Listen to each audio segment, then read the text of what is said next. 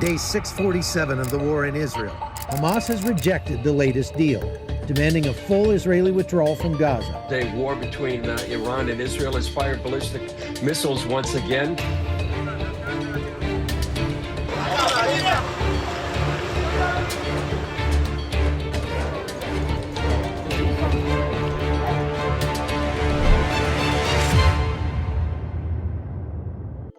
"70 young men and women from Toronto, one destination, a time of crisis, and a journey that would change everything they thought they knew about themselves." This is the story of what happens when you travel 6,000 miles to serve others and discover something you never expected to find.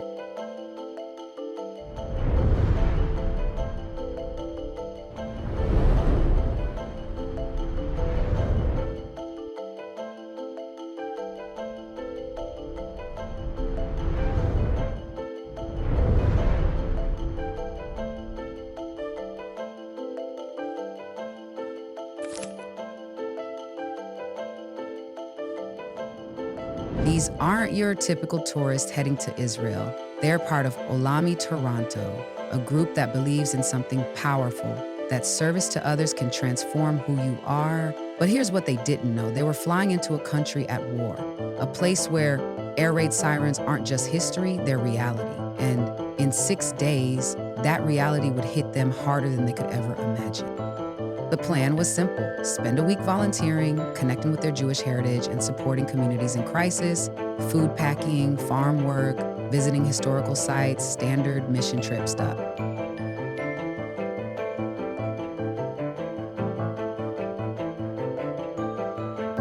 It was incredible, non-stop 7 days of your life, God willing. Hopefully making a huge impact and having a great time, at the same time.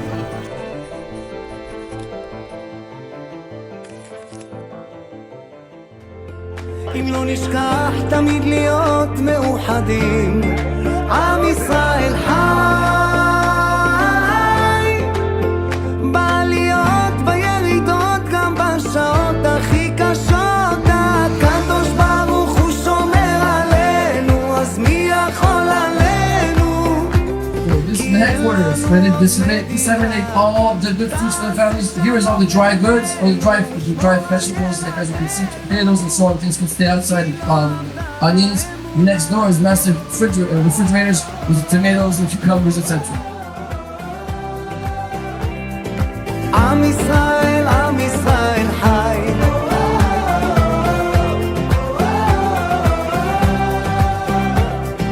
עם ישראל חי. אור ארצי נחלת.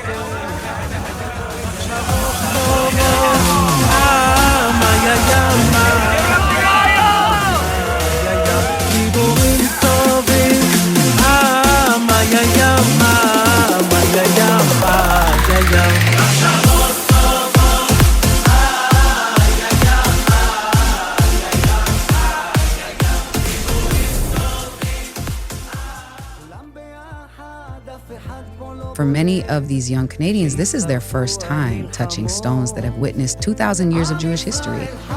But this isn't just about religion, it's about identity, about understanding where you come from when you're living 6,000 miles away from where it all began. It's a completely different environment. So we are affected by our environment around us. So I suggest you breathe it in. Just breathe your environment in.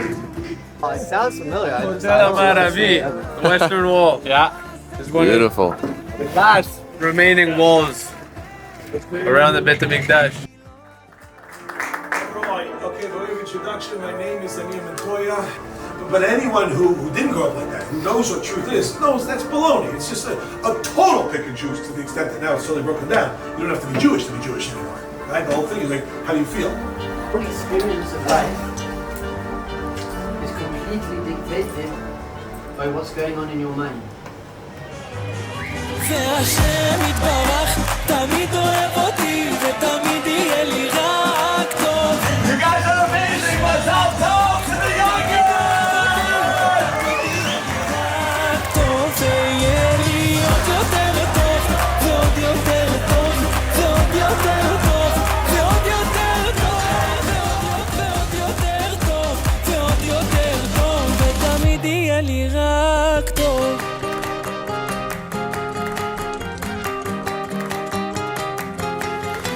שומע מרחם עליי ותמיד עונה לי, ואם עדיין לא ממשיך לחכות, מלא אותי בזה שאתה תמיד אוהבתי, תיתן לי כל יום מחדש מתנה, ותנהיג אותי ברחמים כאלו כמו שבעולם הזה ניקח. Since the 7th of October, we have figured out that one of Hamas's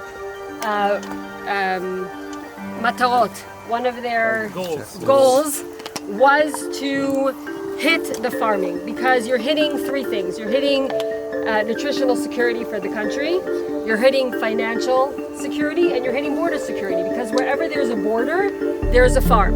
So if the farm isn't there, the border then comes in closer. So Save a Farm jumped into action the night of the 7th of October.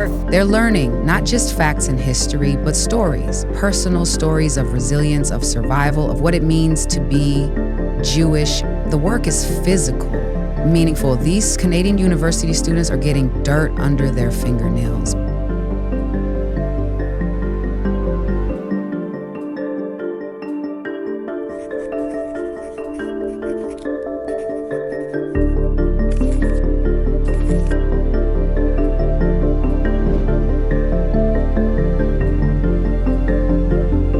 Maybe only out of a few hundred people, 5-6 people used to stay in the class. Is growing and growing. Here in Israel we have Nefesh Yehudiya and I think 22 centers around the country.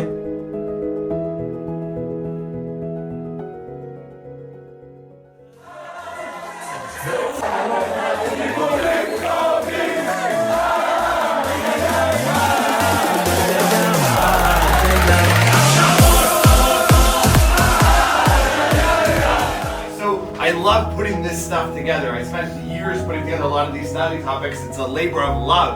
And it's always profound to me to think like, so what did I used to think? If you have one day out of jail, you have an opportunity, which day would you pick? So we would say, maybe Yom Kippur, maybe Purim, maybe Rosh Hashanah, maybe this day, then the other.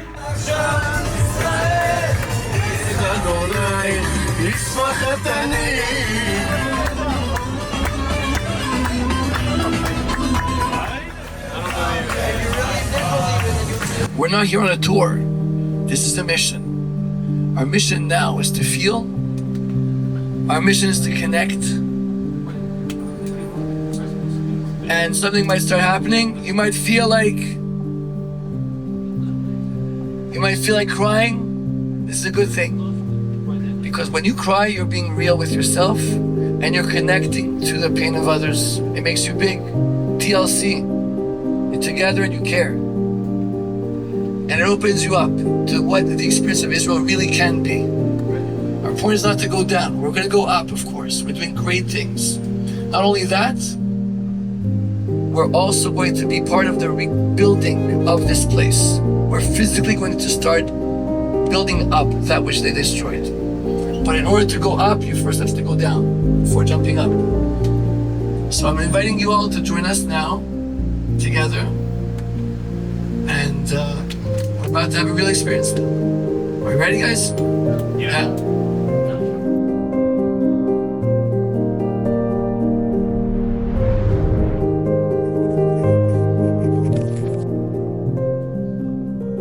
Very big part, it's about 40% from the state of Israel. And in this Simchat Torah in the morning, we didn't know anything. I was here with my mountain bike. We were biking here, and it was just a usual Saturday. And 6:29, the rockets, the missiles came. We saw the hundreds of missiles come above us. We'll come here to learn, to understand, to be better Jews. To be better Jews.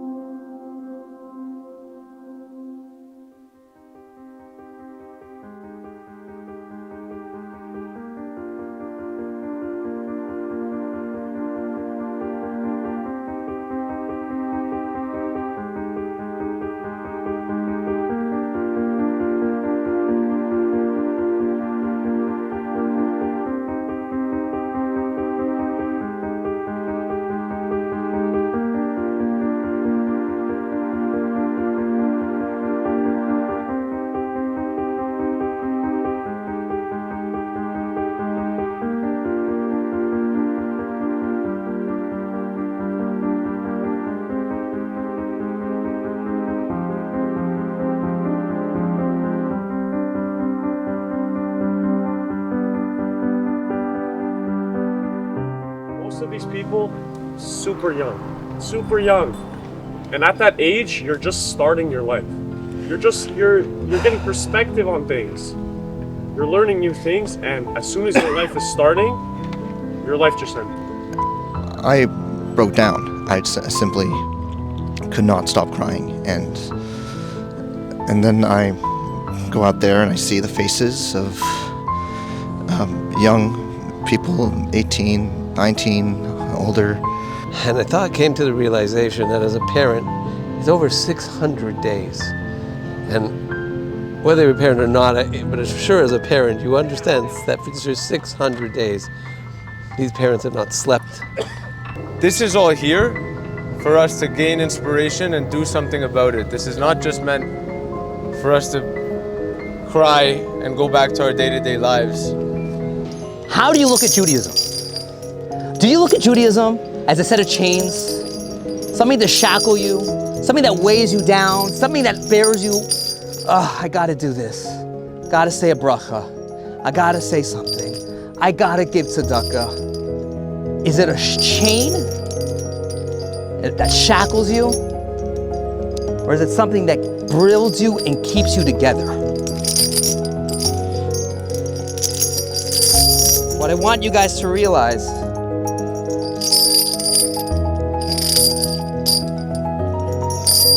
you're a part of the chain. Whether you like it or not, you're a part of the chain of the Jewish people. You didn't choose it. God chose you. You didn't choose it. God chose you. So whether you like it or not, you're part of the Jewish people. We have a mission. We have a destiny. We have a purpose. It's biblical. It's ancient. It goes back to before creation was created. God had a vision in his mind for you.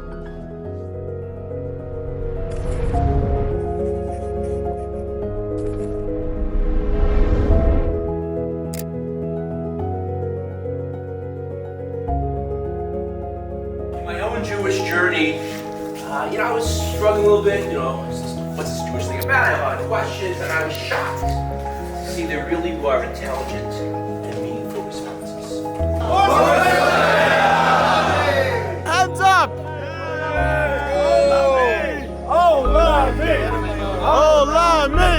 Let's take a little bit tour here together because what we're doing together. Walking through the streets of no less than Mea Shearim here together. And look at this, right in front of us over here, we've got a group of 30 plus students.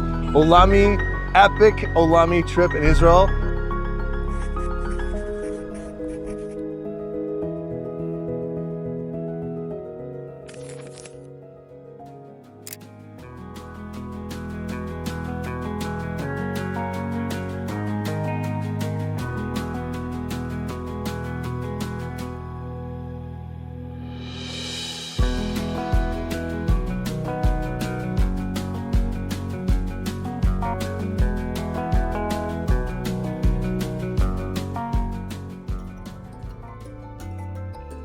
And it's more privileged when you're the group of Shlomo and Mati, and it's really an honor. It's the greatest thing to leave the week with. At this point, everyone thought they were going home soon. But on the second last day, the group woke up in the middle of the night to sirens and had to run to the bomb shelters. Iran strikes back, firing ballistic missiles directly at Israel. We spent 3 days going back and forth to bomb shelters, including Shabbat.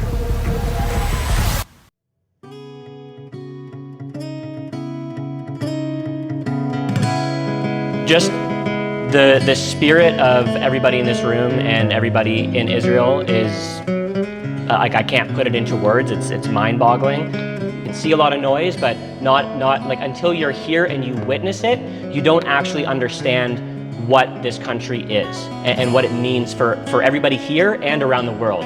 To be Jewish and to have a place to live is something special. It's something that we haven't always had, but we will always have it. It was Thursday night. It was our night off, and a few of us went to a bar like right next to Aish, and then we heard the sirens, and then we ran to shelter. I'm obviously startled, and I am like a girl for freaking out for one siren, which like really showed how warm and incredible Israelis are, and they just like take care of everyone, no matter like what the experience is and who they are. And that was like an extremely touching moment, and like just, I don't know, shows like how much I love the Israeli people. The resilience of when things don't go right. Look at this, it's like 11:05, program 101 ended like after Shabbat, and we've got 80% of our program still continuing right now. Willingly, you know, waiting for direction, waiting for what can we do as a team, as you know, together. You know, of all the things we can complain, we're not complaining. We're rejoicing. I was like taking deep breaths over here, and I felt like, wait, what am I doing here? This does not feel right. So, my goal for not the next 30 days, probably for the next year, to help conquer that is I'd like to spend 2-3 weeks in one yeshiva or another. There will probably be a bidding war to see which one I go to, and we'll see how it goes, because the reality is I do belong. And shout out to the Sparty boys for all their amazing singing throughout the entire trip.